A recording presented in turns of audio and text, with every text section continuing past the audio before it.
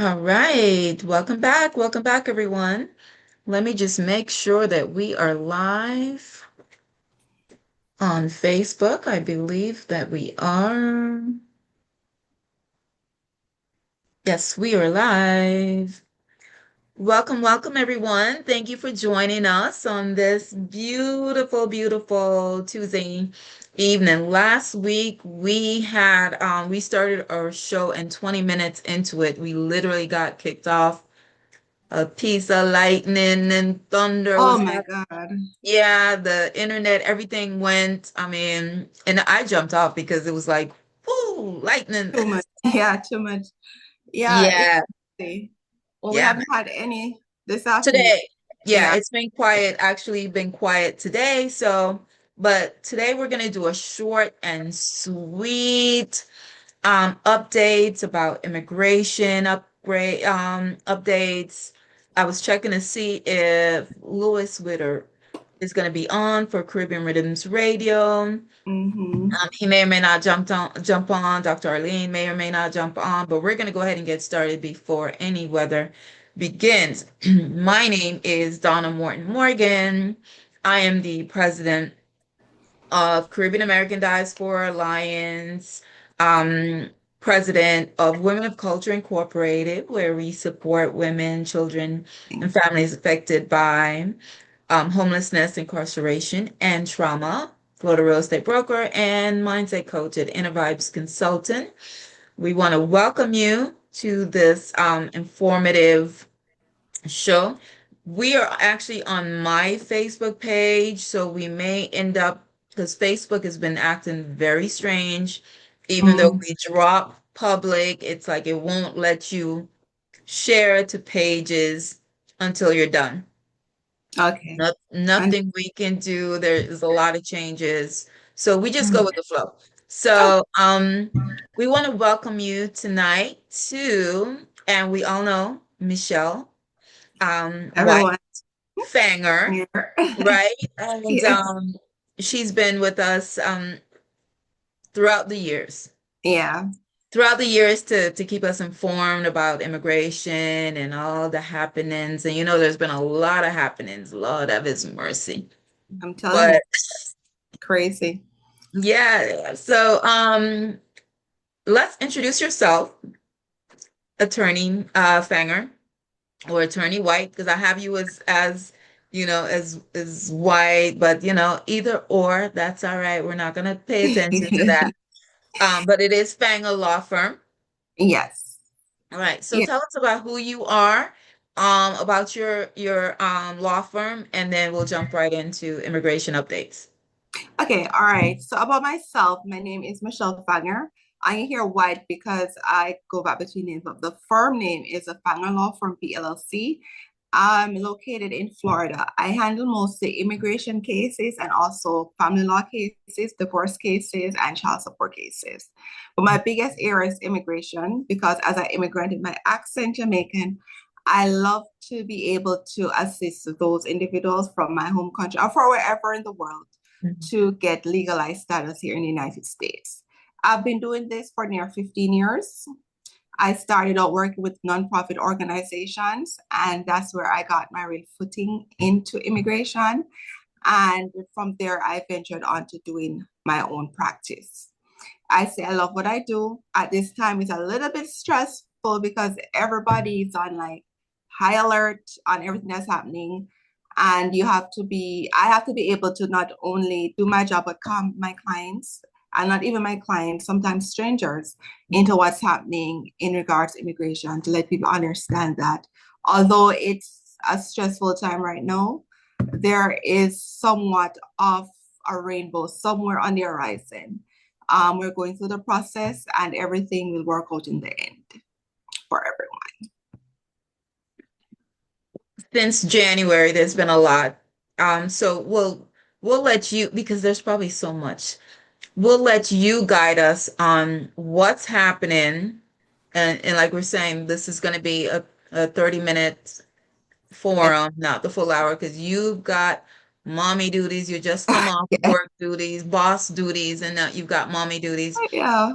We respect your time. Um, Give give us updates. What's going on? What should we be looking out for? Okay, so another major thing before I even go into anything, I want people to understand that you have to be mindful of the information that you are receiving.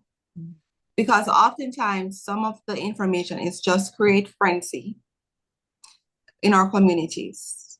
Because how many times I'm on TikTok, social media, and I see videos floating around, and I'm like, no, that's false, that's incorrect. So one of the important things is that you have to be mindful of where you get that information from. I always tell people, if you're unsure, there are certain websites that you could go to gather the information. If you're not able to really reach out to an attorney, is you could go to the USCIS.gov website. You could go to the Customs and Border website, and you could go to the Department of State website. They usually update you, or the White House, immediately of whatever changes they are making to immigration law, which is changing consistently. Because as you know, this administration main focus this term is enforcement of immigration laws. So what it means is that they are enforcing all rules of law in regards to immigration, no matter how minor and random. They're activating those rules. So you have to be aware of that.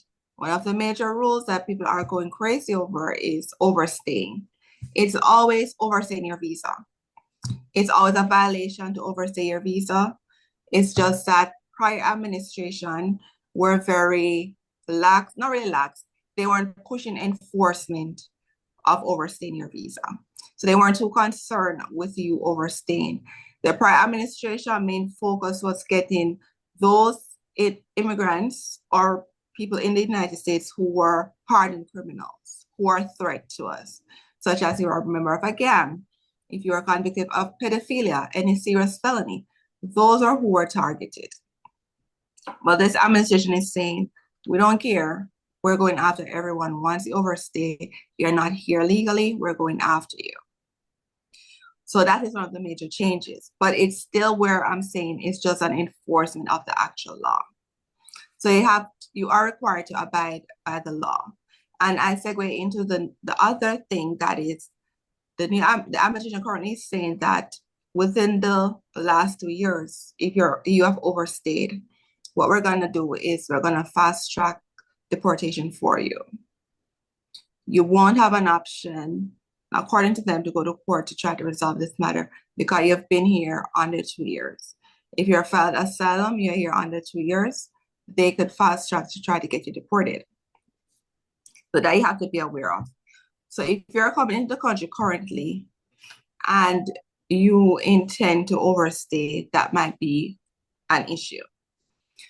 But you still have relief because I remember the last that came on last week, everybody got really in a frenzy where they say, all right, even if you are married to a U.S. citizen spouse, you're not entitled and overstay, you will have issue once you file your petition. But although there's the media bliss about this, that's not the big takeaway of it. Although, yes, but technically that's not what it's saying. It's basically saying that you can submit your application. You're entitled to submit your application if you overstay. But what they're saying is that you only have one bite of the apple when you submit that application. So it means when you submit your application, it has to be a comprehensive application. You have to meet all the elements within that application. If you don't, they are going to issue a notice to appear and going to try to get you deported. So that's why I say when you do the application now, you have to be mindful and careful of how you submit your applications and ensure that you meet all the elements. So that's one of the major things. It's just that you have to be careful now, because I know in the past people submit application, a bare application. Sometimes they just submit the forms without submitting the evidence to establish that they are married. It's a bona fide marriage, good faith marriage. They don't have to show that they have commingled assets. They don't show that they have, banking statements together, all these things, because they're like, all right, they will send us a request for evidence. We'll wait later on down the road, or we'll take it to our interview. The government is saying no shorthand. You have to do it up front. We'll review it up front. If you don't have everything met up front, we're going to deny your application. So that's one of the things, and everybody's going crazy. But it's just that they're saying we're gonna follow the rule of law in regards to how these applications are to be submitted and how they're being reviewed. So that's a major thing. Another thing is that the last administration was saying, all right, because we have so many people submit the application, we're going to waive interviews for a certain application, like for visas, student visas, for individuals already had a visa, the B1 visitors visa, and for those who submit applications for permanent residency. That's what was happening in the past. Now they're saying, no, we're giving everybody an interview because we want to vet everybody carefully. Regardless of what you do, we're going to take our time. As of today, we're going to vet all applications. So everybody's going to have an interview. It's always been required that you do an interview. So it's not something new to be like, oh my God, we're doing interview. They are changing everything. It's not that I'm big supporting, but I'm just saying, they are saying the law is here. This is what needs to be happening. If you are married under 2 years, you're entitled to do an interview, and everybody will be doing that interview. So it's not that it's something new that has been happening. And as I say, like for people who have been practicing for a while, they do understand that is nothing new. So that's how it's kind of hard to try to keep everybody calm and say, you know what, it is common and it is the rule of law. It's just that some administration can twerk the rules a little based on how they want to operate. Mhm. So we have to be careful of that. All right. To know that it's really enforcing Yeah. what's already in place. Like you said, the application alone, prior, maybe someone would have sent in a, you know how people can be, right? You send in Yeah. half of the thing that you kiss your teeth and say, I don't know why they're asking for that. I'm not Yeah. gonna send that in, right? And then you would have gotten a letter say, oh, Miss Smith, you're missing such Yeah. and such, and then you take your time now and you send that in. So it's a completely different. Different ball game now. Mhm. They're saying we're not wasting our time. You have to do it all. So that's why you have to be mindful of what you do. Mhm. And no, because of the strictness, like certain things that were allowable, it's kind of hard now to tell clients that no, you have to abide by it. Also, for those with criminal records, before I've seen where for certain criminal records that's were misdemeanor, I wouldn't have an issue submitting an application based on the crime to say, all right, we're submitting this, we won't have an issue. But currently, the administration is kind of doing a dragnet because you have something called moral turpitude. Under moral turpitude, it's just a dragnet to say, based on what we see, we don't see as being fit to be a resident here. So if we see multiple tickets for vehicle like violations of the traffic laws, if although you got a misdemeanor for a petty crime, they're saying no, we don't have to allow you to get your green card. Right. So we have to be mindful now of submitting these applications. The thing is that, like as I told a client today, like although in some instances it might make you deportable, where they might issue a notice to appear, it does not necessarily mean that you will be deported. One of the things is that you could go to the court system, and to the court system is a different ball game where you have certain relief that you could file, or there are waivers that you could file that will not make you deportable. So even if a notice of appearance is issued, you don't have to be like, oh my God, I'm going to go home. But what I can recommend to individuals is that if you do get in front of an ICE agent and they say to you, sign this document, say no, I need to speak to my attorney. Mm-hmm. Make sure you have an attorney on file. You can say, I'm not going to sign the document. I prefer to have it, or I prefer to go to court. You can ask for that. So go to court. There are several relief for individuals who go through the process, and then a judge can actually review it.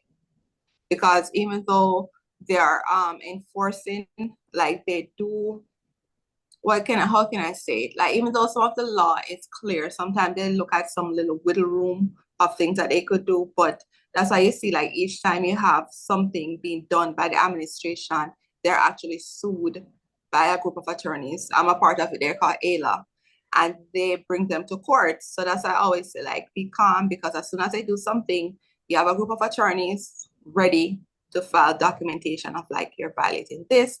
Like same thing with the birthright. They're like, no, we're gonna stop it because this is not right. And they're going to go through the process. It's just that it's going to be a headache for you to be going through with ICE. And I know like a lot of people are scared of ICE and being detained. There's nothing we could do, because oftentimes these officers, to how quickly they're being trained, they themselves don't really know the laws of immigration itself. They just know that they need to detain people. This is what they need to, numbers they need to get, and this is a quota they need to meet. So they don't really care about you. If you see right now, they're even detaining individuals that are citizens. Mm-hmm. So they're green card holders, because they're like, we don't care. This is what we're doing. And you have to establish yourself. And this segue into me saying, walk with your documentation, whatever it is, because it could go so far in helping you. Because even if you're in the process and you have receipt, you know, like when you file the application, you will get a receipt. Walk with that receipt. It might help you to show them that you do have a case pending. If you do have an attorney, which I started to do today, because I think I saw somebody do it where they say provide your clients with a copy of your authorization. It's a G28 that we use as attorneys to submit to immigration to say that we're representing a client, where I'm trying to like give my clients a copy of that authorization signed, so they have it with them. So if they are detained, they could say, this is my authorization from my attorney.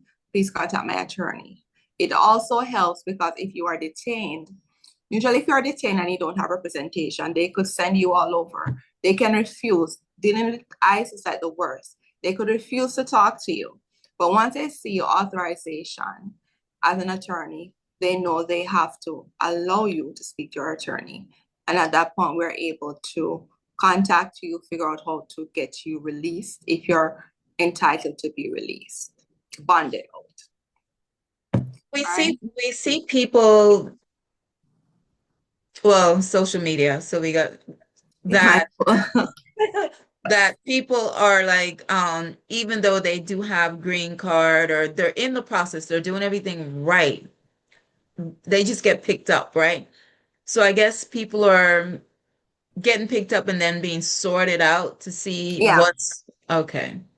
Yeah, so they are being sorted out. So that's why I say, like, be mindful, because some people get frustrated, which I've seen where they are detained and they're like, oh my God, I'll be in this detention facility forever. And they give you the option to leave.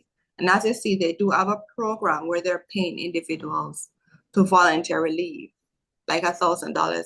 I'm not sure how you're going to get paid that $1,000 if you already left, or Mhm. they're telling individuals to leave the country and then at some point you could come back.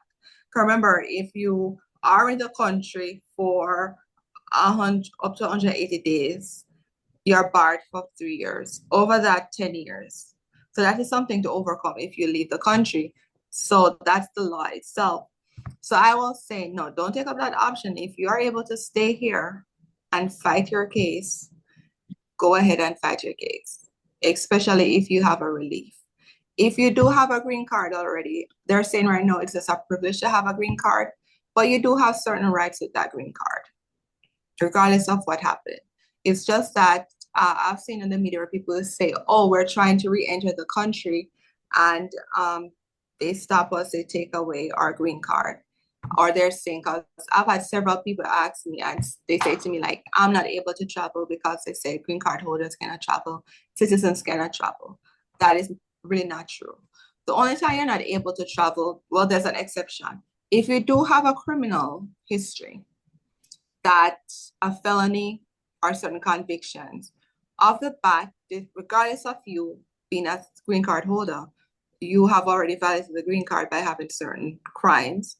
Also, it depends on when you commit the crime. When you have a green card up to 5 years of getting it, you cannot commit certain crimes.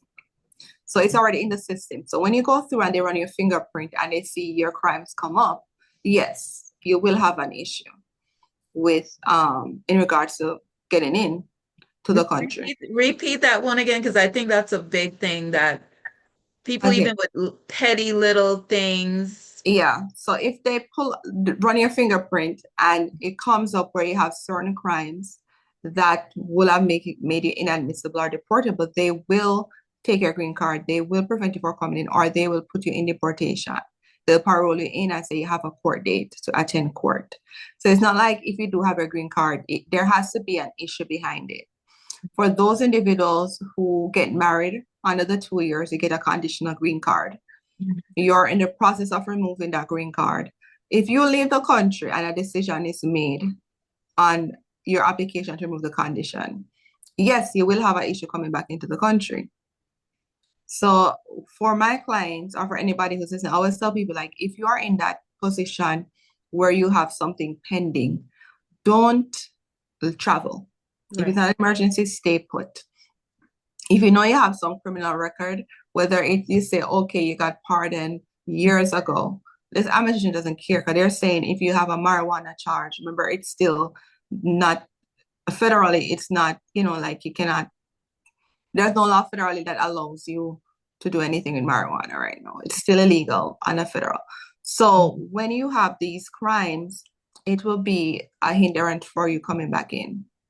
Like, I have clients that will call me before they leave to, like, do a consultation to say, can I travel? And then I'll have to look up, the crime.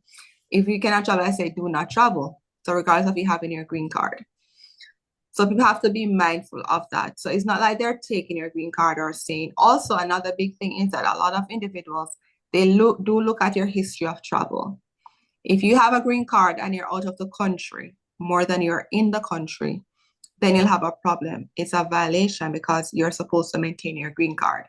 Because to them, they're saying you don't want this green card, you don't want to live in the United States, you don't have anything strongly tying you to the United States. So we're going to take away your green card. And at one point, I'm not sure if you heard on the social media where they were saying, oh, they were asking people to sign documents to give up their green cards. That was why, because you were violating the green card. I always say, you don't sign anything. I always say, do not sign anything. Say to them, you want to go through the court. If it's a court, you want, figure it out. So those are things. And I see where people get, because these things happen. And then on social media, you see one person talking about something that happened to them. And they're saying, oh my, it's for everyone. It's not for everyone, because there is something behind what is happening. So you have to take everything with a grain of salt. If you hear something, I say, if you're good friends with an attorney, or you already have an attorney, reach out to that attorney, ask your attorney, is this information correct? And also, you have a lot of attorneys who do filter out accurate information, because they're trying to combat this negative or falsehood that is out there. Yeah. So that is very important. So those are things that are happening and changing. And I know people are anxious and nervous about what's happening. But as I said, I know people have to do what they have to do to survive here. But I always say, also be mindful of where you reside. You have to look at the states where you're living, because some of them are very hard on enforcement. You have like Florida, their officers are deputized to enforce immigration laws in a lot of other states. So you have to be mindful of where you live and ensure that if you do reside in a state that is aggressively doing enforcement, you more than likely will have to stay under the radar a little bit more, or if you can move state and try to abide by, because I know, like in Florida, it's really hard to say you can't drive. Right. In Florida, because I know it's hard to get around. It's not like we have the best public transportation system. But if you are detained by an officer driving, because Florida have their own specific immigration laws where they have strict penalties for those individuals driving without a license. Even if it's valid from another state, Florida is saying, we don't care. It's not valid to us. So you'll be penalized. And then once you're picked up, they're deputized already, they could call ICE. And in a lot of the facility, like police stations, jailhouses, they do have ICE there. So what they'll do is they turn you over immediately to ICE. So you just have to be mindful and careful of where you live and what are the rules and how harsh they are with enforcement of the immigration laws. Denaturalization. So we've heard, again, stories about people that are citizens and kind of unraveling that process. The citizenship process is really all right. So citizenship is a great thing to become a citizen because right now, as you see with everything happening, it's the only guarantee you have. But although it is a great thing, a lot of people do not qualify to be a US citizen. Because as I said before, they do look at your past history. They do look at whatever crimes you have committed before. They might not be any major felonies, but they could look at all these crimes, little petty crimes you commit, violations, say, all right, we don't think you're fit to be a US citizen. And oftentimes what they do now is try to refer you to be deported. So people have to be mindful of that. And not only that, you have to ensure that you meet all the requirements to become a citizen. And not only crimes, it also in regards to whether you're paying your taxes. It's important that you file taxes if you have a requirement. A lot of people, and if you do, you actually paid the balance or you have a payment plan with the IRS. A lot of people don't know that, and they go ahead and file, and then they end up having issues. Also, they look at where you've lived. Like people will just say, like I've moved, so I'm going to file my application. You have to wait a few months before you actually file your application, up to 3 months before filing an application. A lot of people don't know that exists. And you have people get in denial because they're like, you have not met the requirement. So before you apply, it's not as simple as applying. You also have to ensure that you meet all the requirements to become a US citizen. And remember, people, be very aware that when you apply to become a US citizen, they look at your entire immigration history. They look at if you had gotten a visa and you came into the United States. They look at back to where if you came in illegal and you got whatever waiver and you were able to get your green card. Because with green cards, sometimes they miss a few things. So that's what this administration is saying. We're going to review all applications that were approved because we know a lot of things were missed and people were approved. And then these individuals are trying to get citizenship, which end up them losing, not only not getting the citizenship, but losing their green card.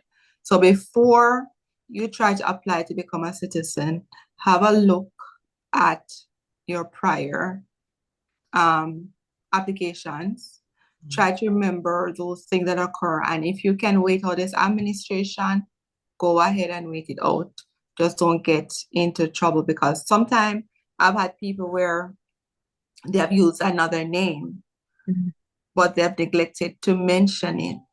Or sometimes they've had children that they were not aware of. And or they're aware of it, we don't know, but they never listed that child. And then it comes to doing their citizenship, they're listing the child. And they're looking back and say, okay, why you never listed this child before? It's a misrepresentation. You lied to us. But we don't know if they lied to us, but they're saying that's what happened. So you just have to be mindful. And if you are able to get copies of what you submitted before, review them because all these things will come to light. And then people say, we go to the interview and they detain us. It's because they're seeing things that existed that you neglect to mention. Because I've had people that had crime from in the 80s, 90s, and they're like, it's so long ago, they don't think it'll be an issue, or they think they were pardoned. And I'm like, listen, whatever crime it is, you have to list it. Because to them, you're lying. Right.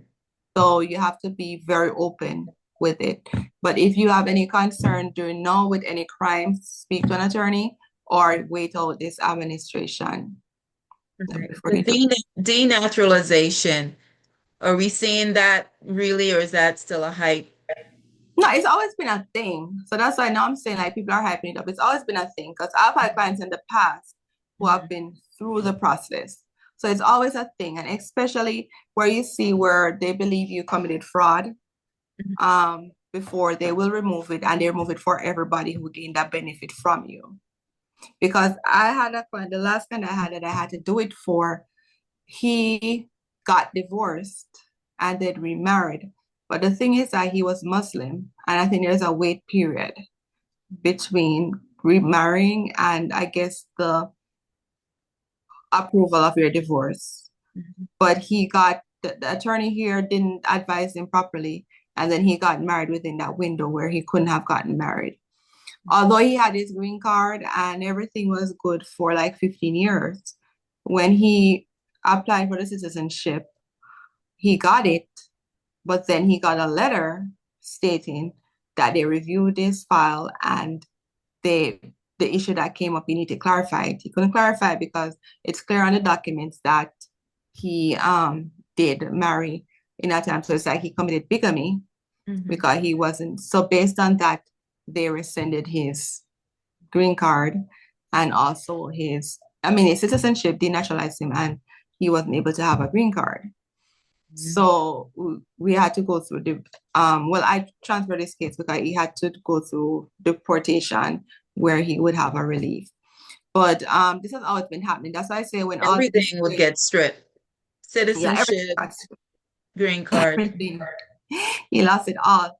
But that's why I say, and it wasn't because the backstory. What happened to him too? He got remarried and was filing for somebody else. And that was when they looked into everything and then took away his citizenship, denied everything, he lost everything. So if he hadn't got remarried and tried to petition for someone, that's why I say they go through your whole application. But oftentimes, sometimes they don't do it. But right now, this administration is saying we're going over everything because a lot of things have been missed. And I also tell people just be careful now because you got the green card with this administration reviewing, they will look at certain things because under the prior administration, I've had cases being approved. It was all so great, but then you're like, oh, then that's not what the law says. But the administration was approving. So this new administration not don't have to agree with it because one of the big thing was that a lot of people were getting instead of getting the 2 year conditional, they were getting a 10 year. And I said, that's going to be a problem for those who got the 10 year, although they should have gotten the 2 year, and they're trying to become a citizen because that means they haven't met the requirement, although the government gave them that 10 year. So that might be an issue. So there are several things that were missed and waived that this government is saying that no, we're going to enforce everything. So people have to be aware and mindful. Last question I think is I know the fees, we're seeing some new fees. I don't think that applies to majority countries, Mm-mm. 10 or 15,000 or something. That doesn't apply. And then Florida, Alcatraz, alligator. That is a horror, but I think they're closing it down. The last information I got last night is that they have transferred the detainees from Alcatraz, and I think they're going to close it. Don't quote me fully, but I think they have transferred out majority of the detainees because they're having a lot of issues, death, disease, whatever, the land, the flooding, and all that thing. So I think they're gonna build another facility, but they're being removed right now because it's not doing as they thought it would. So, but in regards to the payment of the fees, is for certain countries that might have issue with the United States. And they did say they were going to implement it for those countries with a high level of overstayers, which is gonna be rough because like the Caribbean countries have people overstaying. If you look at the list that they sent out, but I don't believe it's gonna be for everyone. I'm gonna think it's more than likely for countries who are having major issues with the United States. I think one of the first countries, don't quote me wrong, is Rwanda. That was on the list, one of those African nations. I'm not sure if it's Rwanda, but I don't think it's for everyone. Most definitely. All right. Well, I mean, thanks for clearing that up You're and welcome. letting everybody know that these things were already well, there was on the books Yes. law, but just not being enforced. And Now we get, and everything is the hype and fear and all of that. More than ever, people need to have an attorney. Yeah, they do need to have an attorney, or if not, be careful of where they get their source of information. Mhm. Make sure it is a respectable individual or agency. And as I said, the best source right now is to go to USCIS.gov, the Mhm. Department of State, Custom and Border and Patrol, or the White House if you cannot get an attorney. And even in filling out the application, like you're saying, all of that, everything matters right now. This is not Every, the time to play around and try to do things yourself. I don't think this, just go ahead, get somebody, especially if you've had criminal records in the past, all of that, the mix up that usually will come, that comes along with being, coming here and all of that. So I would say contact. So tell us how people can find you, Michelle. okay, so you could find me on all social media at the Fanger Law Firm. I'm on all social media, but you could also reach out to my office at 904-480-6612. So again, my telephone number is 904-480-6612, or you could get me on all social media at the Fanger Law Firm, PLC. And sometimes like I'll randomly go on TikTok. So if you follow my TikTok and just talk about topics or respond to questions people might have. So you might get information from that. So yeah, 904-480-6612 or social media at the Fang Law Firm, PLC. So do you recommend that even US citizens to do a copy of their passport or the what is that, the e-card, the Yeah, so I do recommend that. People laugh and say, "Oh, how do I need to work with this in the United States?" But you know what? This is a thing. They look at you, they hear your accent or something. They don't know. They're thinking in their head, you're not a citizen. And then they don't want to be in the ragtag of things. So work with a copy of your documents and provide them with it and say, listen here. Because as you see, they are detaining citizens. Mhm. All right. And so you don't want to be in that. So just go with the flow, follow, like I know it's gonna be hard for other people to be like, we're in a country of the free, do whatever, but we know it's not like that anymore, at least for now. All right. Well, Okay. thank you so much, You're Attorney welcome. Michelle White Fanger, Fanger Law Firm. Blessings, blessings, blessings to you. I know you Thank got to you. get back to mommy duties. Thank you. Thank We you. appreciate you so very much. God Yeah. bless. Thank you. Bye. Have a good one.